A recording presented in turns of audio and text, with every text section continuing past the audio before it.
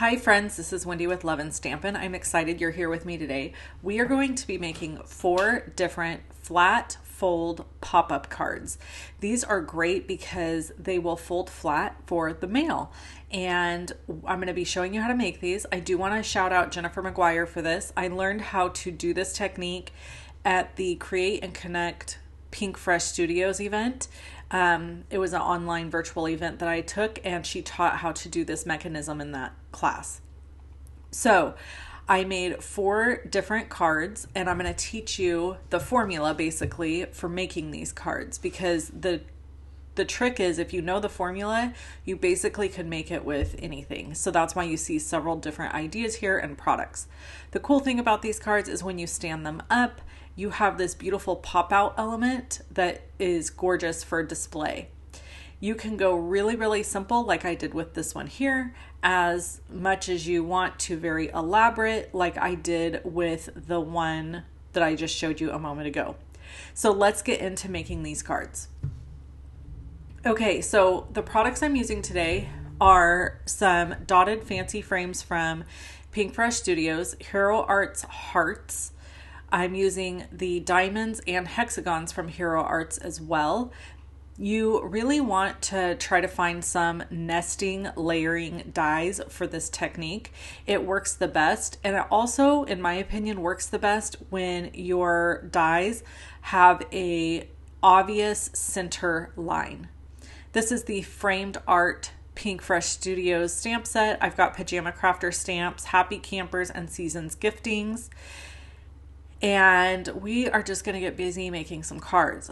Now, in a live event I did for my Creative Vault, I created a whole bunch of hot foil sentiments here. These are from Spellbinders hot foil. I think it's a Simon Hurley collab. Yes, it is. And so I had this really cute hot foil plate set, and I made all of these, and then there's a die cut that goes with it. I've linked to all the products I used today below this video. There are a lot of products, but these will work with whatever you have, okay? So try to go through your stash first. I know we're all on a budget right now, myself included. So whatever you have in your stash, look there first. But if you see something here that you would love, of course, I always appreciate it when you use my affiliate links. So when I said you want to use a die that's easily scored in the center, this is what I'm talking about. The middle of the heart has 2 points at the top and the bottom. I'm able to line those 2 points up right in the middle of my scoring area, and I'm able to score them exactly in half. Doing this technique with something like a circle or an oval might be a little more difficult because you may not get them perfectly center each time you score. So I really recommend using a shape that's like the ones I'm using today, a diamond, a heart, a hexagon, something that has points that allows you to see the center so that everything is very symmetrical. You're going to want to cut 3 shapes from whatever it is you're cutting. So in this case, all the same size, I've cut 3 hearts. I have scored in the center and folded and burnished the edge with my Altenew bone folder there. And now I'm going to glue both of these halves to my card with the seam facing in. Once I've got this glued down on this side, I'm going to go to the other fold and I'm going to put adhesive on the back. I'm using my precision glue press here, and then I will adhere this down so that the seam faces in and the opening faces out. Now, I do want to note really quick that this alone right here is kind of a cute technique for the front of the card without going any further. You could easily stamp on top of these hearts on each side and have just this cute little pop-up heart that has, flowers or images stamped and colored or something like that. But we're going to step this card up and we are going to add this pop-up element in the front. Before we do that, I wanted to give a little something to all of the backgrounds that I used today. I kept all of my backgrounds the same colors as my heart or as my die cut pieces just for ease. So here I ran this through my Anna Griffin machine, and this is a Spellbinders. It's got little hearts on it. I could not find this on their website, so unfortunately it's not linked below. The embossing folder isn't, but there's many embossing folders that you could use. Then I'm going to glue my entire heart piece down to the base, and then we are going to add the pop-up mechanism. Now I made a little mistake on this first one that I made, and I kept it in the video because I wanted you to see how easy it was to correct the mistake. Ultimately, what you want to do is whatever your shape is that's going to go on top. In this case, I'm doing another layered heart. You don't have to do another layered heart, but in my case, I kept them all the same shapes. I measured across this heart to find that it was a little more than 3 inches. You want the base of your pop-up mechanism to be smaller than your shape. So I'm popping this piece of scrap paper in, and I'm going to score it a 1/2 inch, 1 inch, and 1.5 inches. So the formula for this is both ends of your pop-up mechanism need to be scored at a 1/2 inch, 1 inch, and 1.5, or 1/4, 1/2, and 3/4. We'll get to that in a little bit later. Then I'm moving it down to 3 inches, and I'm scoring again, and then I'm going to score it a 1/2 inch, 1 inch, and then you're going to see I make a fatal mistake. Maybe it's not that dramatic. It is card making after all. But I end up doing my second score, and then I end up moving it over 1/2 inch and accidentally cutting without even thinking. And I realized, oh man, I've cut it. Then I thought, Wendy, all you have to do is add another 1/2 inch score line on the inside.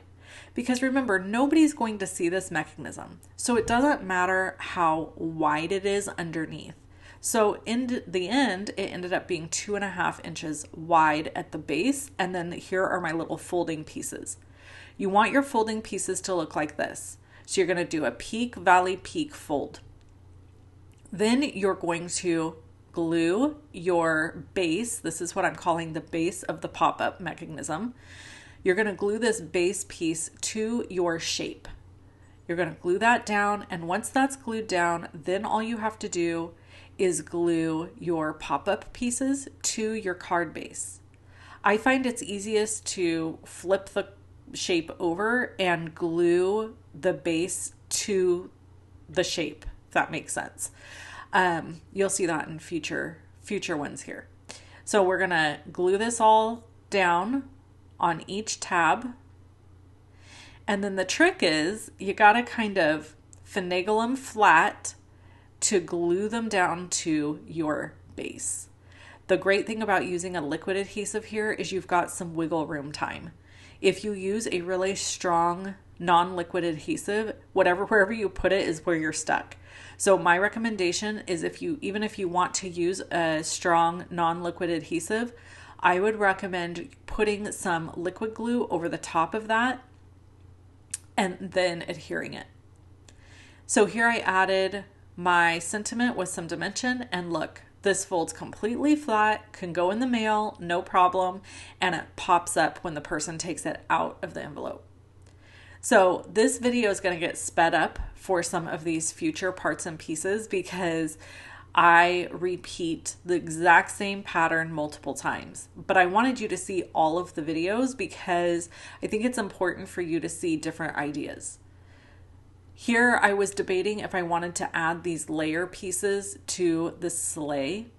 I still, I don't know, I kind of have regrets about not adding that silver foil, but I wanted to show you that the die cut that comes with the bundle for this sleigh stamp set, Seasons Gifting, it does cut out layers for the sleigh, so you don't have to color them. I'm using my Altenew low tack sticky mat, and I'm going to put down a piece of Tide Pool. I don't remember. No, sea foam, sea something. Cardstock, and I'm using Honeybee's white pigment ink.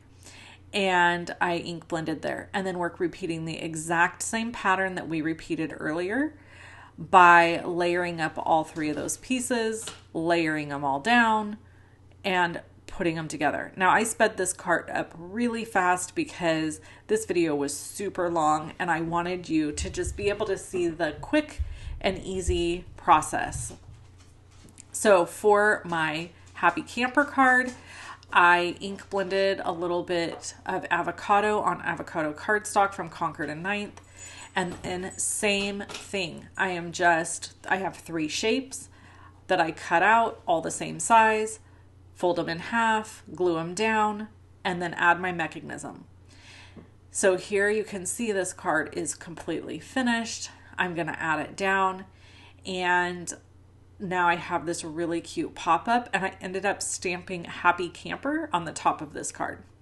So there it will go in the mail nice and flat and then pops up. For the next card, I am going to slow this down for the mechanism so that you can see that move a little slower. This card was very simple. I have my bigger layer at the bottom, and this is just showing you a little bit of a different idea. And then I centered my 2 folded layers in the middle. Here I slowed everything down because I wanted to show you I'm cutting this mechanism a little bit smaller. So this is a 1/2 inch strip, and then I'm going to score it at a 1/2 inch, 1 inch, 1.5 inches, and then I'm going to turn it over, and I'm going to do the exact same thing on the other side. I'm going to score it at my starting point, and then 1/2 inch, 1 and 1.5. Once you have this formula down, it's the 1/2 inch, 1 inch, 1.5 inch on each end. It doesn't matter how wide the center base is. You just need it to be big enough to hold whatever die you're going to put on top of it. And you need it to be wide enough to support it, but not so wide that it sticks out on either side of it, if that makes sense. So here I'm going to put my glue on my base. I'm going to turn my diamond shape over, and then I'm just going to glue this in place. Super, super simple. Hold it there for just a second, make sure it's all glued down nicely. Add a little bit more glue on each of the end tabs. You want to make sure these end tabs are facing in. You don't want them facing out. So you can see here as I'm holding this, it's facing in. Then we just press it down, and voila, this card is finished. You just have to do a little bit of fun stamping, and it's all done. Here I'm using my Mini Misty and my sticky mat to hold this shape in place while I off stamp. This is called 2nd generation stamping, where you stamp it off once and then stamp it again. It makes it a little bit lighter. And then I'm going to add this cute sentiment. This stamp set is not available right now. I looked on the Pink Fresh Studio website and I could not find it. I think it's because it was part of that Create and Connect event. And then this is it. So I added a few gems from Pink Fresh Studio using my new Crafty Meraki tools there. And these cards were completely finished. So to just show them all to you again, this is the beautiful diamond shaped one. It pops up beautifully, and you can see it folds nice and flat. So when you open the envelope, it looks like this, and then it pops up, which I just think is so cute. And this is a really simple design. It just has a bunch of layers. Then we have the really cute Happy Camper card here. This is Pajama Crafter Stamps. And I scored this mechanism at a 1/4 inch, a 1/2 inch, and 3/4 of an inch. So it doesn't pop up from the card quite as high. The bigger your score marks, the more it's going to pop up. For this card, I added the We Wish You a Merry Christmas sentiment, and I wanted to show you something really cool that I discovered while making this card. I used a waffle flower stamp set that comes with dies, and the cool thing for this sentiment is their sentiments are numbered. So you can see here, if you look close, there's a little number above each sentiment. So this one has a number 7. Well, gosh darn it all, this die has a number 7 on it. So this is definitely something I'm going to be paying attention to from now on from Waffle Flower. I thought that was brilliant, and it made it so much easier to find the correct die to cut out that sentiment. And then last, we have this very simple heart-shaped card. The sentiment is from Spellbinders, and that die cut, or the embossing folder, is also from Spellbinders. So there's all 4 cards. These did not take that long to make. As you can see here, I went from very simple to a little bit more advanced, and they are a lot of fun. The supply lists are linked below this video if you want to pick up any of the supplies, and I hope to see you in another video very soon. You can click either image that has a video, or you can click the circle with my face in it to subscribe. Thanks so much for hanging out with me, and I'll catch you in the next video. Bye-bye.